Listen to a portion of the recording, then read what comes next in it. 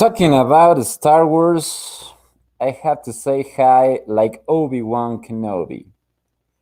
Well, hello there. Okay, this is our second chance to practice our English. So, today I want to talk to you about food, systems, processes, franchises, trade marketing, and well, our guest is from Florida, okay? And he is really excited to share with you all of his experience. So let me introduce to you my good friend, Tim Forrest. How are Hey, you, my dear Tim? very good, very good. Thank you very much for having me today. I appreciate it, Mr. Loquillo. Okay, okay. How are you? Where are you from? I'm And very good. tell us more about Tim. I'm from America. I began loading food trucks 30 years ago. Had no idea that I would still be involved in helping companies load hundreds and in some cases thousands of food trucks here 30 years later. But that's the way it turned out. That's a huge story. 30 years are a lifetime. Yes, yes, it is. It's been incredible, and that's what's been so valuable. That's what's so valuable to my clients and here in America. If you may not know it, Billy, but the U.S. food market is about $2 trillion in sales. In some areas, it's anywhere from a third to the half of the world's consumption of food in some categories. Did I hear that right? Trillion. Yes, trillion, two Trillion. trillion, 2 trillion. Not millions, not billions, Correct. trillions. Trillions. Okay. Then your expertise is in this industry. Correct. Yes. So this talk, this keynote you are going to start, it's like gold or diamonds for us.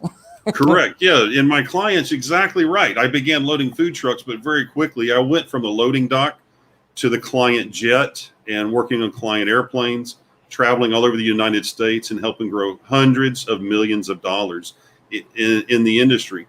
When you think about 30 years, the numbers that I've been able to put up there, hundreds of millions of dollars for clients, is really very small when you think about it in comparison to the trillions of dollars in the food industry. Okay, now I'm Billy.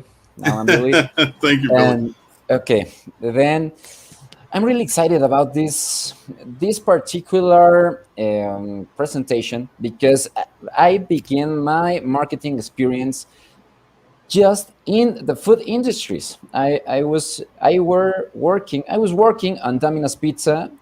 I was the main, how do you say this, like the production line. I was on the Yes. production line, Yes.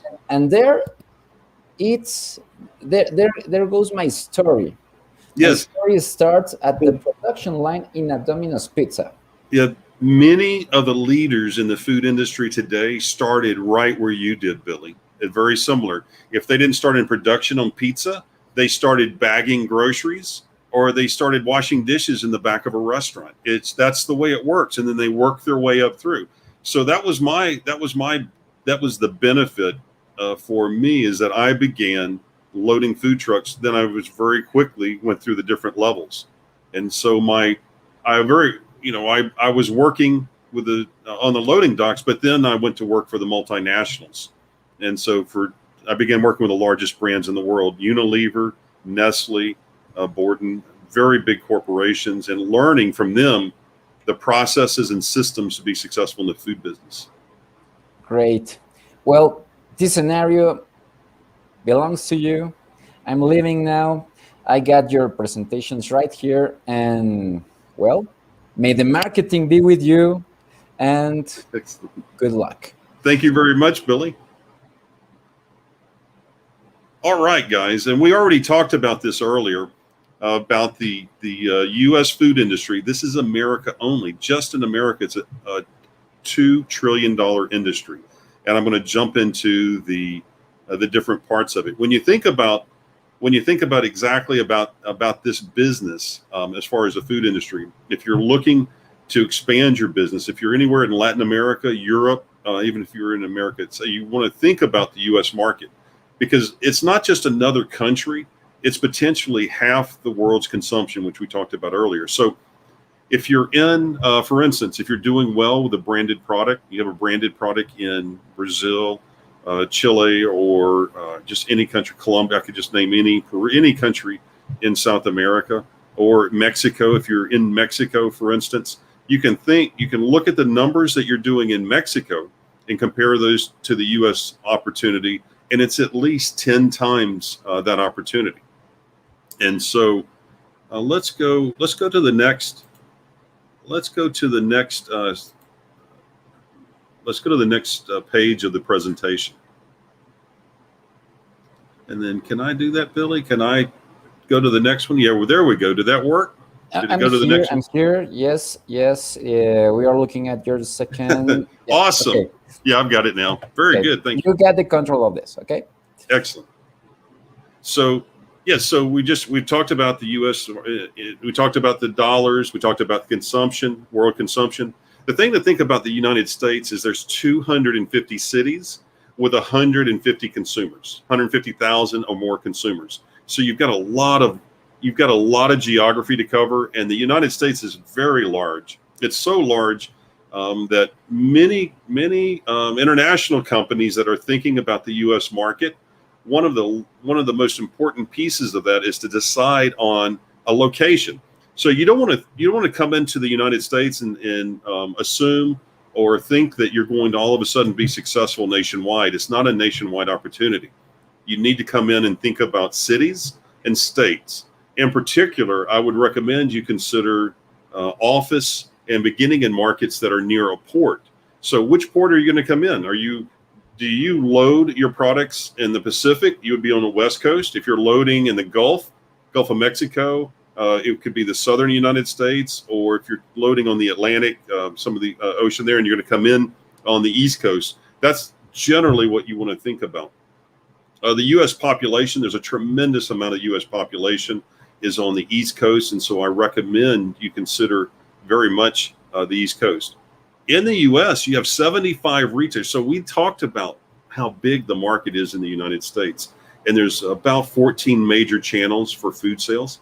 But you want to think about which channel you're most successful in. You probably already know. You may have a business case for that in your country, in Mexico. But in the U.S., know that there's 75 retailers. So you can make 75 retail headquarter calls, and you're going to be selling to almost 80% of the food market for packaged food in the U.S. And again, you want to focus your marketing on areas, focus on niches. And I love preguntas. Any questions? We're going to have plenty of time at the end of this to take any questions whatsoever. And it would be fantastic if you have questions for me, and I'd be able to share some insights on that. So we talked briefly about the 250 cities in America. 250 areas of the United States have more than 150,000 consumers, shoppers available to you in those markets. So you want to choose wisely those cities. And thinking about the geography, if you're an agency or a marketing person, Billy mentioned that he worked with a brand, Domino's. When you want to think about, as far as your marketing and going forward with a brand in the United States, you want to think about geography. It's just so important. Your advertising, you want to target your advertising. If you're doing online marketing, you want to target cities. You also want to target specifically zip codes. And so you want to really focus on specific areas and markets and cities. If you're able to, I mentioned zip codes. The mail system, there's zip codes for the entire United States, and you can cluster your marketing in specific zip codes when targeting consumers. And this is a lot of effort and work that marketing agencies, marketing professionals can provide to food processors, agricultural cooperatives, and other food makers that are interested in the United States market as they go forward. When your brand or the corporation, the companies that you're working with want to enter the U.S. market, you want to think about taking care of that market that you're in. You do not want to grow too fast. You don't want to expand until you know that you have traction and that you're providing success and providing and delivering value to the category. So when you're successful, you're going to have strong ACV. You're going to look at your sales, your velocity at your locations that you're selling. And then you're going to want to think about, if I expand this, am I expanding successfully? Is this going to be a powerful opportunity for new markets? Am I profitable in the cities that I'm in currently? And ask yourself that question before you go to more cities and add more to your market. And again, any preguntas, I'd be very happy to answer any questions that you may have today once we run through the presentation and get through the information. The other thing, branded displays. If you're an agency, the one thing that you can do to help food entrepreneurs, help food folks that want to enter the U.S. is develop branded displays. This is the one item that is so important to growing a food brand in a new market, are branded displays. The issue with branded displays in the United States is almost all of the 75 retailers that I mentioned that cover the majority of the volume, it's very difficult to get your branded display into retailers. And so you have to go to smaller locations, independent stores, find opportunities where you can place those. But there's no better opportunity when you do have a branded display in a market to gather success and strength for your brand. You'll find that when you have a branded display in a location, your sales are going to be 200 to 500% stronger, and consumers are going to learn about your brand more so.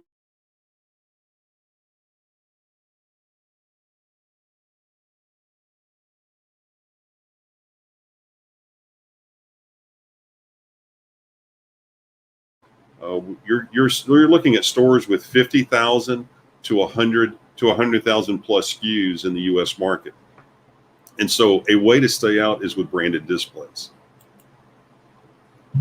The other piece to understand, and this is really getting at the core of the food business in the United States, this is where marketing, communication, your ability to communicate, your ability to build plans, your ability to build marketing programs for food processors and food brands is so paramount, because this is I would say the insight into successful food products in America.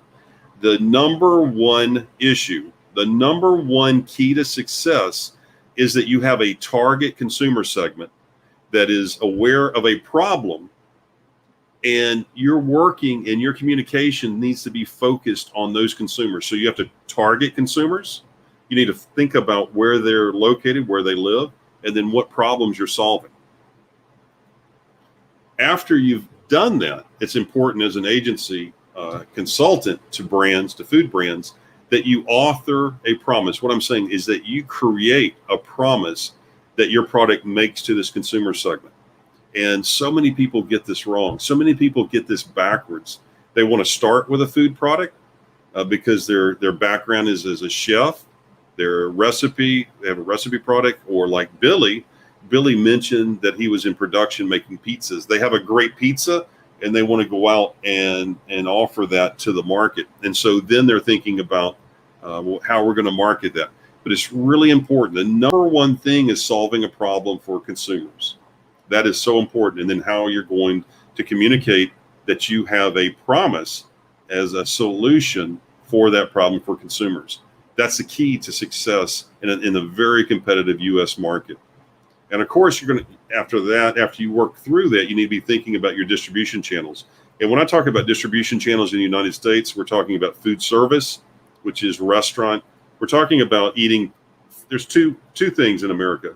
You're eating out, or you eat at home. So you have stores that sell you packaged food that you take home and eat, or you're eating away from home. You're eating you're eating at restaurants. You're eating at sporting events. You're eating at the theater. You're wherever it is that you're out eating in fast food. nice white tablecloth restaurants. And then after you've worked through all of that, all of those issues, then you have a package, then you have a product. And so we're going to need package design, we're going to need branding, we're going to need all those issues, case packs, and they're going to need to be appropriate for the channel. Not to get overly specific, a lot of the audience, if you're thinking about coming into America, it's really very, very simple. In that all you have to do to bring a food product into America is four things. One, you need a registered representative in the United States. The second issue, if you want to bring a product to America, the second issue is you need to have your food plant in Mexico or in South America, need to have your food plant registered with the FDA. And it's a very straightforward process. It's just there's a tremendous amount of paperwork. You're going to get registered, and then once the registration is accepted, you have that number. The third piece is that you're going to provide prior notice. So once you get ready to bring the product into America, you just need to provide prior notice that what you're bringing in. And then the last piece is that you want to make sure that your packaging meets the guidelines for the U.S. market. So that is just so important, because customs, particularly on new items, if you're bringing a new product in, they're going to inspect that product. Anytime that it's the first time into the U.S., the first several loads of importing, of exporting from Mexico into the United States, your product's going to get stopped, and they're going to examine it. So you want to make sure that you're following the rules, whatever the rules are for your package, your product for the U.S. market. There's a lot of basics. If you probably can Google, but if you have further questions on that, you can always ask me. I'd be more than happy. You can send me a note, email at tim@timforrest.com, or set up a call at timforrestmarkets.com if you have any questions on coming into the U.S. market from Mexico. But it's very important. It's simple, but it's required, mandatory, that you follow the four basic guidelines there that I just shared. So the next thing that I like to do is find opportunities to take your product and work with retailers in a method where you're the only person in that category. And so instead of going to a large supermarket, let's go to another location that may not carry your product. For instance, convenience stores. There's 145,000 convenience stores in America that we can sell products in.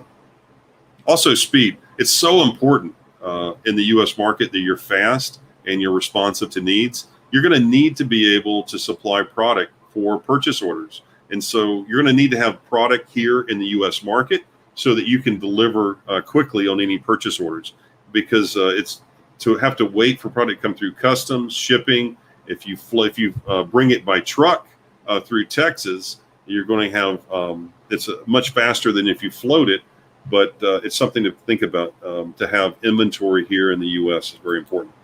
Also, understand that pricing is oftentimes a self-esteem issue as compared to really a business case.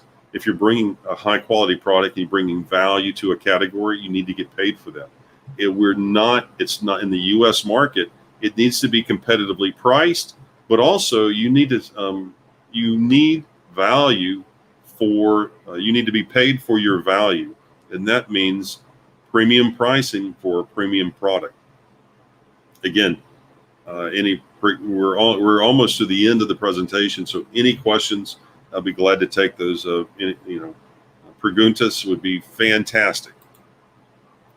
The other thing that you can do is that I share with my clients in America is to create events and opportunities for shoppers and consumers to come to your plant. Being outside the U.S., that might be the form of an exciting sweepstakes or a trip, it's a tourist trip to your fields or something of that nature. But offer that, and offer a visitor center, offer a homecoming, offer a plant tour. If people are visiting, particularly if you're near a tourist area, you want to share your product.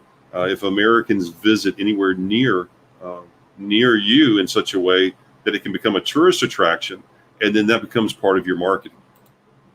Also, think about promotions.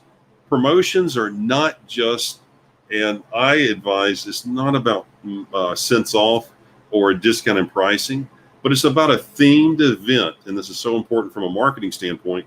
It's an idea, it's a process, it's a way of thinking about and working with consumers such that they understand your product is there's a giveaway, there's some special, there's a holiday, you work around a holiday in some way to bring ties in with the consumer and your product with their lifestyle and the time of year.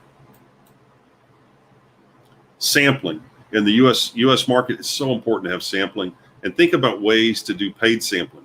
And so, for instance, in the U.S., one of the things that I do is I think about zoos. Uh, we have a tremendous amount, very large soccer games here, football, baseball games, with these big events. When people come together at these big events, we want to offer our products for sale there. Even if we're not making a lot of profit, we're going to get brand exposure there.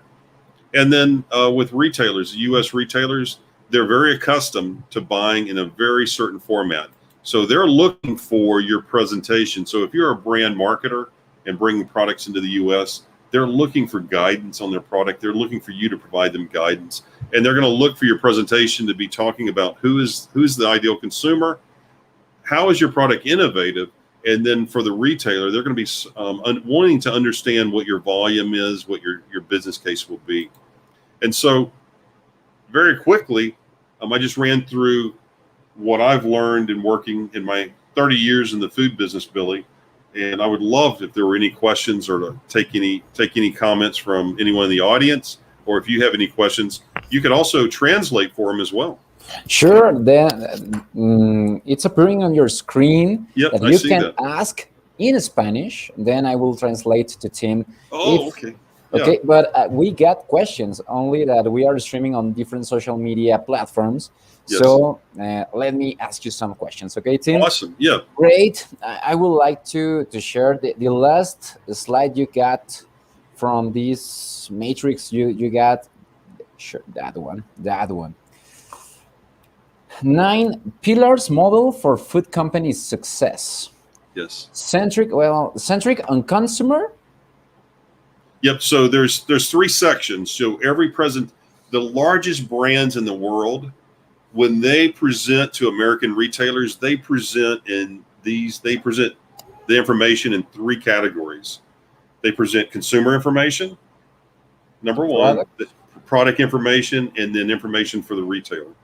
Okay, if we can have an example of this, I guess retailer like Walmart. Okay. Yeah. So if we're going to take let's say Billy, you worked with Domino's Pizza. Okay. So let's just let's just for fun say we're going to take Domino's Pizza to Walmart. Okay. So we're going to talk to Walmart about your pizza in three different areas. We're going to talk to them about the consumers of the pizza. We're going to talk to them about the product, and then the retailer. So let's jump into just the first section, the consumer. The consumer. Okay. Yep. So we're going to talk to Walmart in a way that they understand that we know who our consumer is. Okay. We're going to define our consumer. We're going to define our shopper. We're going to provide them written understanding of who our consumers are.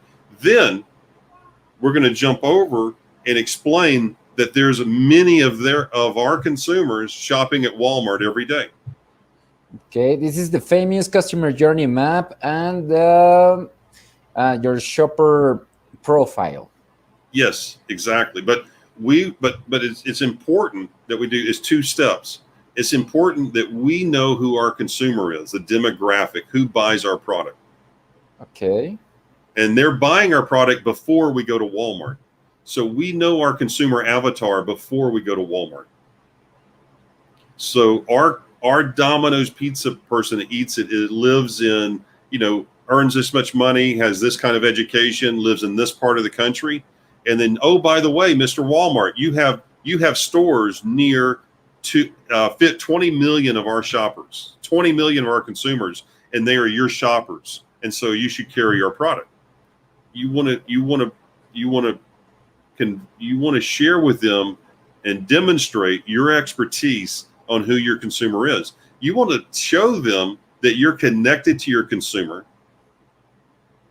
So that's the second part. How are you connected? You're connected through Facebook connections. You're connected through emails. You're connected through, they buy your product at other retailers. They buy your product direct to consumer. They buy off your website. They buy off Amazon. You want to demonstrate how they're purchasing your product and away from Walmart. You have a relationship and you're there to help Walmart to get more money from the shoppers because you're selling already to these consumers.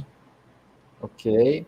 We are talking about many things. You got 9 pillars here. Yes. The brand strength, I guess this could be our marketing plan, maybe where we can talk about I don't know how marketing it's I think USA it's farther away.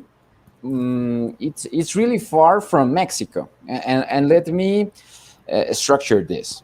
Yes. First of all, and we can start from there. Yep. What do you think is the biggest difference between the Latin American market and and this market in the United States?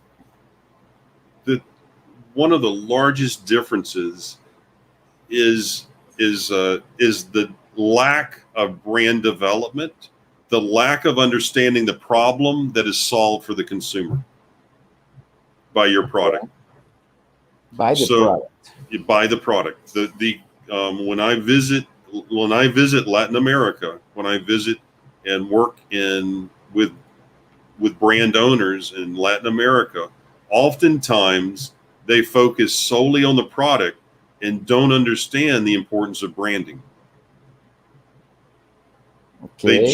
They jump to product design over the number one issue of solving a problem for the consumer.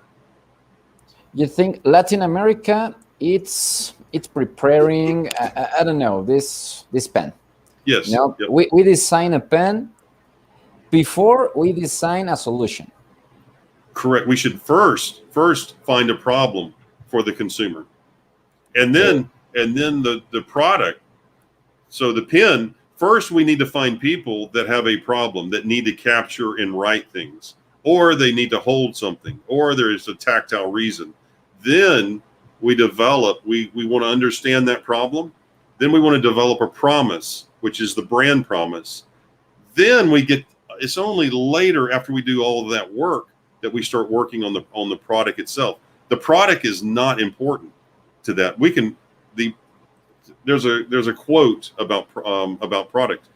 The reason we develop a product is we have a product so that we're not a liar in our marketing. That's the whole purpose of the product. Our marketing and marketing message to the right consumer segment is fulfilled by a product efficacy, product that works and delivers on that promise. That's the number one thing to wildly successful products in the United States and around the world. Incredible. In fact, I think we are far away from you in marketing. I don't know, maybe 10 years far. And we got a question here from our audience, and he says he's a Facebook user. What do you think about the consumers or customers do not know what they want? Correct. They don't know. That's the whole purpose. That's the whole purpose of branding and marketing. All they know is they have a problem. If they do not know they have a problem, they do not recognize they have a problem, then they're not going to pay for a solution. So we have to find segments in consumers that know they have a problem and are willing to pay for it. They don't know they don't know what they want. They don't know, and marketing do the research to find out what do they want. Yes, exactly. No. Let me see. Carla Marisol, en Spanish, más de 30 años de experiencia y está vigente. Sus estrategias y la manera de visualizar el ámbito general desde su producto, competencia y tendencias, cambios de consumidor, podemos notar el abismo que tenemos de rezago. Do you know how to speak in some Spanish? Muy poquito, no. Really a little. Okay, Carla, she's saying that You 30 got years of 30 years experience. of experience, Yep. your strategies, your way to visualize everything from the a general way in your market that show us that we are in a real big hole of maybe let me think how to say this, but we are late in marketing. Yes. Yep.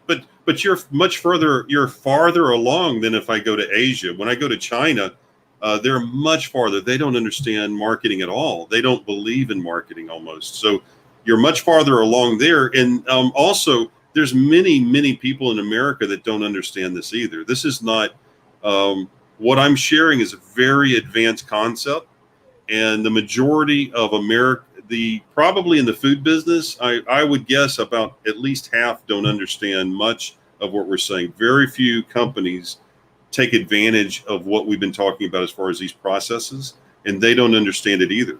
The reason I understand it, one, I've worked with some of the best in the world, and so also I was interested, and I've been in it for so long. I've seen these processes and these issues happen, but most participants in the food industry in America don't understand this either.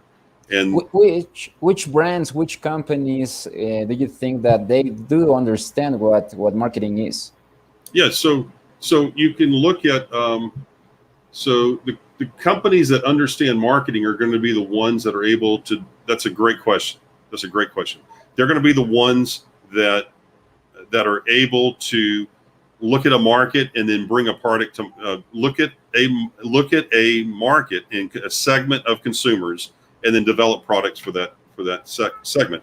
So, for instance, if you look at in almost any of the successful companies that are any item that's wildly successful, they understand they're going to be introducing items, multiple items. Many of them don't work, but when they do work, they're going to have home runs that go on to be wildly successful, wildly successful. And oftentimes it's luck. I mean, it's just a process of introducing 10 products and then one of them works. And so they put all their resources the next year into that one product. Sure, and that's important to say. Maybe it's just luck. Some of it is luck, because the very large companies, it's not all luck, but many of the large companies are unable to do the work required to find that successful item. And there's a lot of reasons for that. But the very large corporations, they end up just buying food entrepreneur's product that is wildly successful, because when you have meetings and committees, they're not able to really go after those small segments, because new products have to be built, in my experience, in a very small niche with a very small protected area to understand the potential opportunity for that product to grow. Okay, there's another question here. Is marketing in the States seen the same as the sales area? In the United States, the people it's confusing or are confusing marketing with sales. Yes. How, Yes. how So, does how does this happen? okay. So, number one, real simple. Number one, marketing does not have a number. Marketing does not have most companies in the world do not have a revenue number attached to their department. Sales has a revenue number attached to the department. They're responsible for so much sales, dollar revenue for the business. And it's important that we develop marketing programs. And Billy, just like you're so involved with digital marketing, the future is going to bring so much. And when I talk about the future, I'm talking 10 years, 20 years out. Marketing is going to is beginning to, because of the internet, is beginning to own a number and can trace the customer journey such they know where they enter the business. They know when it converts into a sale. And so marketing is now beginning to have numbers. They're beginning to have strategic revenue numbers for the business based on what they're doing on the marketing side. But that's the number one thing. Traditional marketing in America doesn't have a revenue number. They're busy. They're busy doing marketing programs. They're busy doing ad campaigns. They're busy interviewing agencies. They're busy, doing all this work, and then they're hoping to create leads Whereas a sales department, at the end of the day, regardless, they have to deliver a number and they're responsible.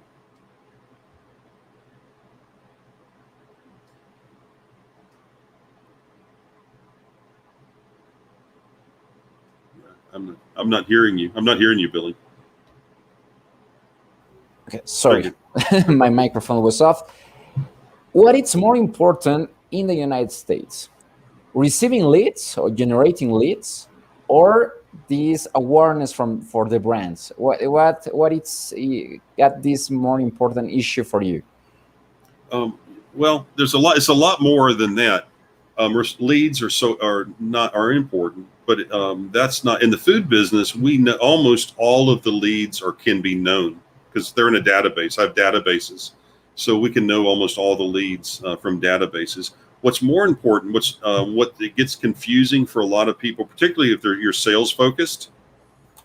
The sales focused individuals don't realize how much value the marketing department has paved the way for them to earn a yes and a purchase in a sales process. Oftentimes, the sales department wants to give all the credit to the sales department, but there's been marketing activity for 2 years, 10 years, 30 years that paved the way for that first yes to activate a consumer.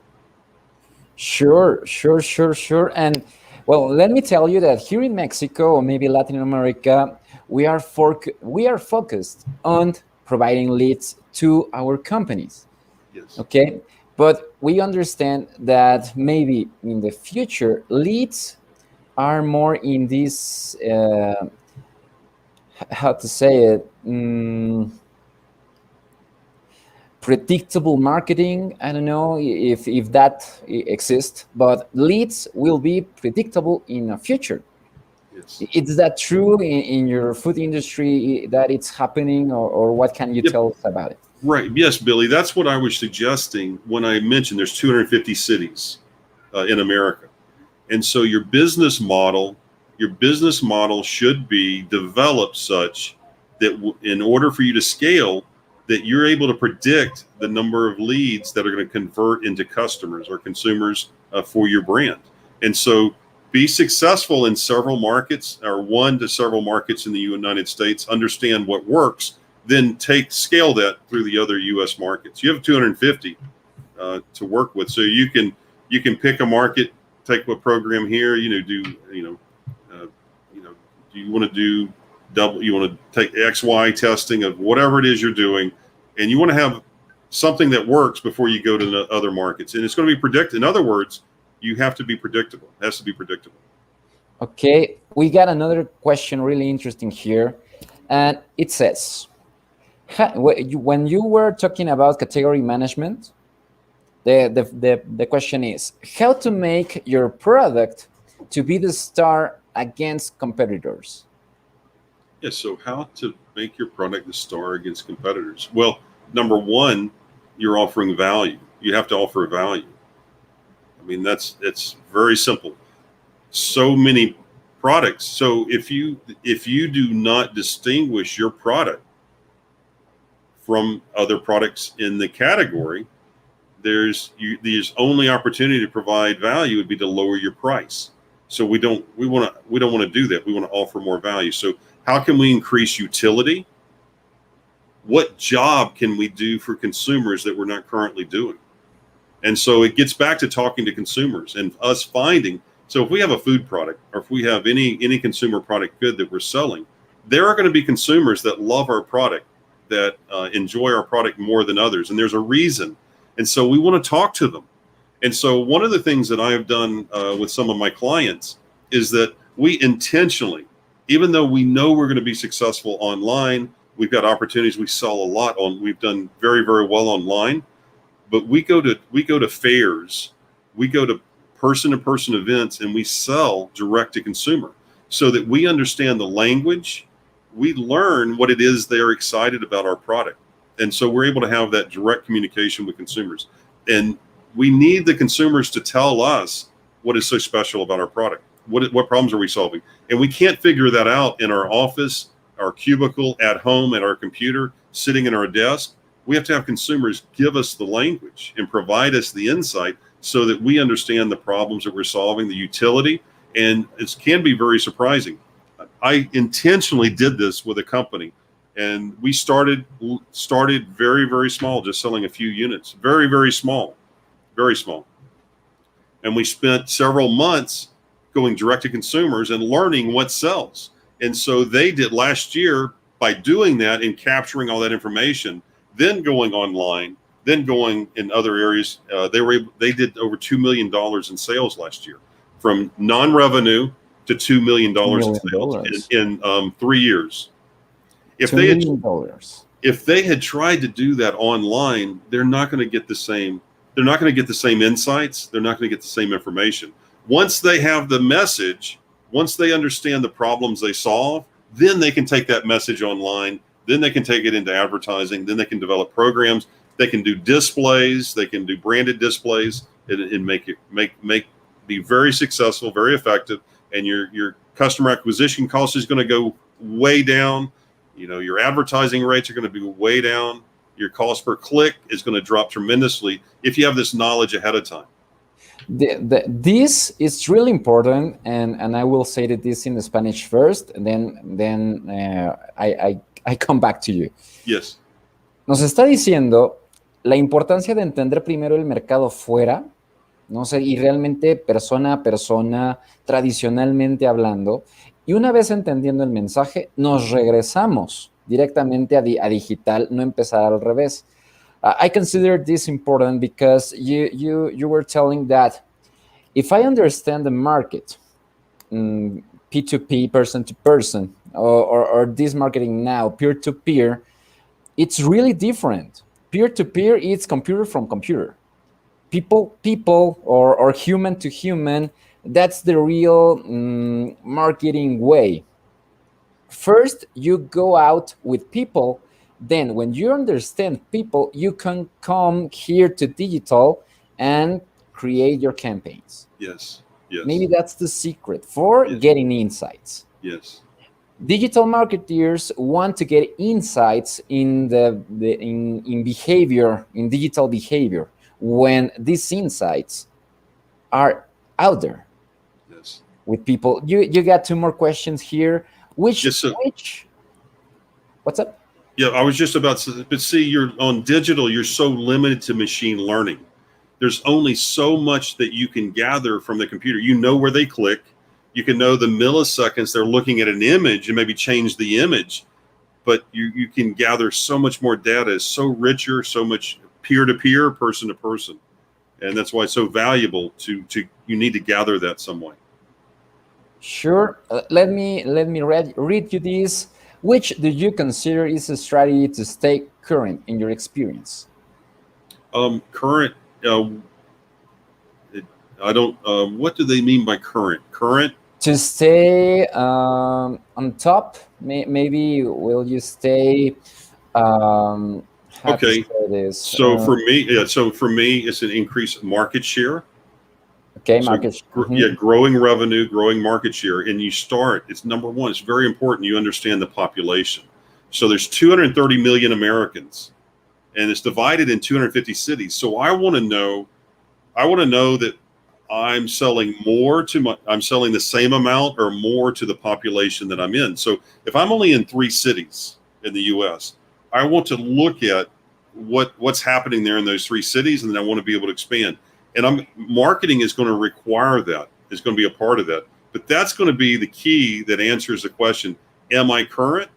Do I have a good digital strategy? Am I successful? Because that's an indicator. That's what I need, something from the world. I need something else external to my business outside that's going to give me feedback to know if I'm successful. Sure. And we got this question here, maybe far from your industry, but you can answer this. What do you think about ads in TV and radio? This kind of advertisement is going to disappear? Not in our lifetime. Not in our lifetime. We're still using TV. Massively. It's absolutely, and particularly for this category of food, it's really important. TV and radio are very important.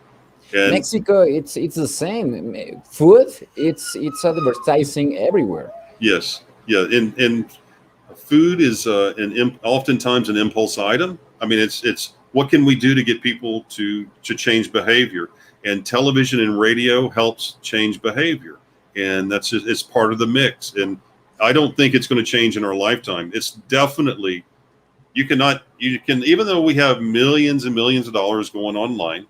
Online is important, but with the food category in America, there is, there's a third to a half of, I haven't looked at the numbers recently, but the last time I looked, a third to a half of Americans have not ordered anything online in the last year. Nothing. They're not online literate. Nothing. And so I would assume in Mexico, it's the same, if not more.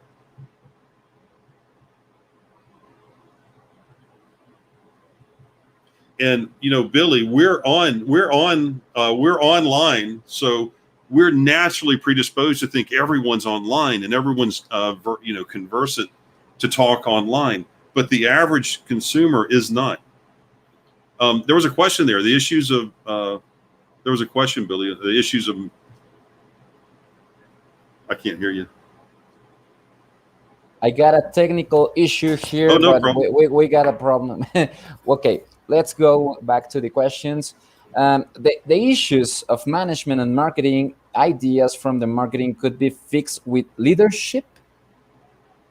The It's quite the understandable. big issue for marketing professionals and marketing, in my opinion, is they have a revenue number. Once they have a revenue number that they're a part of generating, they're going to have a seat at the table. They'll have a seat on the board.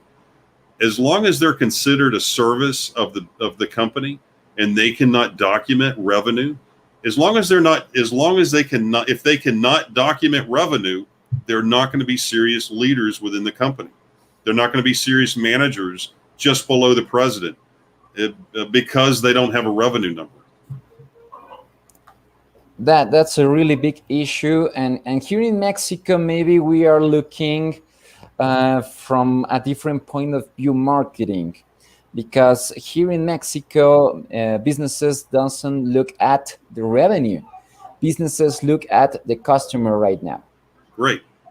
No, I don't know if in United States, maybe a few years ago, this was in map or happening.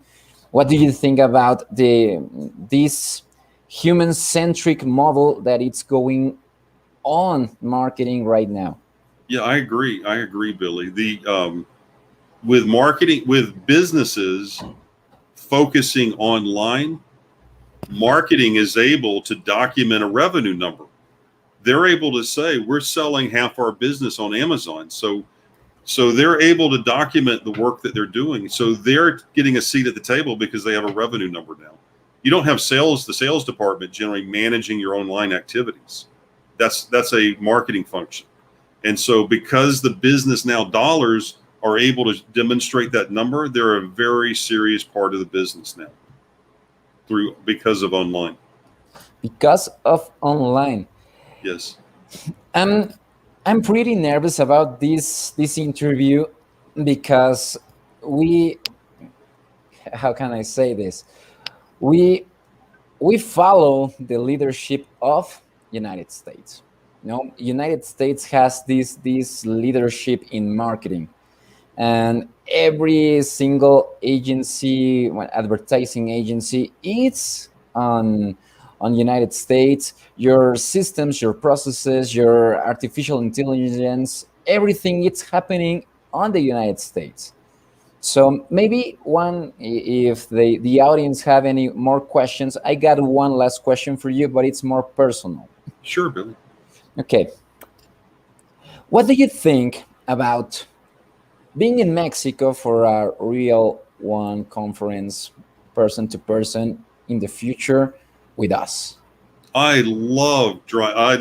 I rented a Volkswagen and drove all across Mexico, and That would be awesome. I love doing that. So where will it be? I'm very open to that.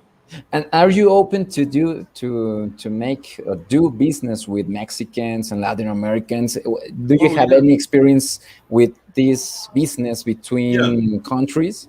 yes, yeah. In some years, half of my business is international.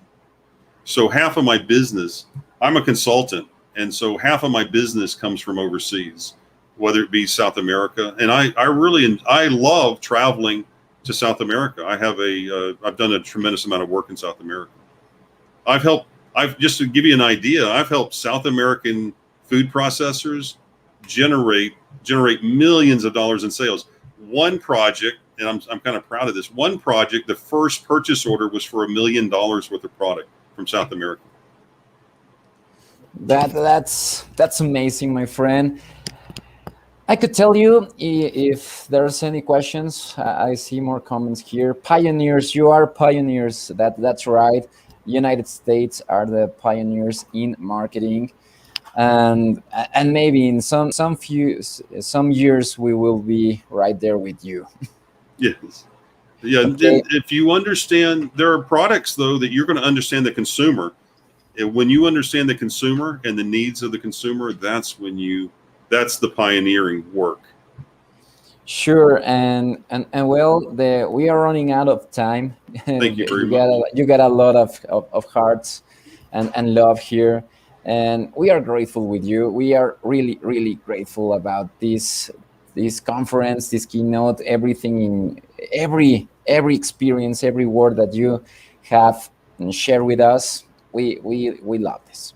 Thank you very much, Billy. It's my pleasure to be here. I absolutely enjoyed the time with you. It went by very quickly. It was quick. We were the time goes flying when you talk about your passion, and this is not deception. And let me do this officially because Mandalorian says this is the way. I don't know if you know Mandalorian, but here in Inside Masters, this is the way. To say goodbye, Tim. I want to thank you in name of everyone here, and please may the marketing be with you always. So you are welcome here anytime you want it, and well, any message for our for our audience Yeah, if and finish this. I would, if anyone had any questions, please send me a note, tim@timforrest.com. If you want to talk to me, I would love just schedule a phone call. We'll do it over Zoom at timforrestmarkets.com. Sure, and you got one last question here. Yep. Okay. In your So opinion, what yes. So what's during the pandemic, the product in the industry that made an excellent job, that did an excellent job in pandemic. This is a fantastic pregunta, and the grocery store industry came through for the American in the U.S. market, the American grocery store. So Publix, Safeway, Kroger, any of those retailers really did a tremendous job for the American consumer as far as getting them products, being their lifeline, actually doing everything to work with them. And then you had some home delivery companies, which you're probably familiar with, Instacart. Uber did some work, and some different companies did home delivery. And so those would be the stars, I think, that we really need to talk about. And those would be the local brands of the supermarket retailers in the United States that really did well. And it was very important. That's why you saw some of my clients saw a 300% increase in sales during COVID. So it's been an exciting year. And like, hopefully also it's been very demanding, and that'll be behind us soon. okay? You got some comments here. Awesome Thank you talk. so much. Thanks. Thank you, Isa. Thank you very much. And Tony as Really well. Thank really you, Tony. important comments. Thanks. Love it. We all are learning here from you. That's why we are thankful with you, and let's have this anytime in the future. Thank you, Billy. So once Happy. again, may the marketing be with you, and see you in the future, my friend. We'll see you shortly. Make it Okay. short. Thank you. Well, stay. Everyone have a great, Sorry, sorry, great day. sorry, Thank you very sorry. much for your time. No, thanks to you. And okay, stay Thank, tuned. And well, this is not the last time. Now we have to say goodbye. Okay, see you next.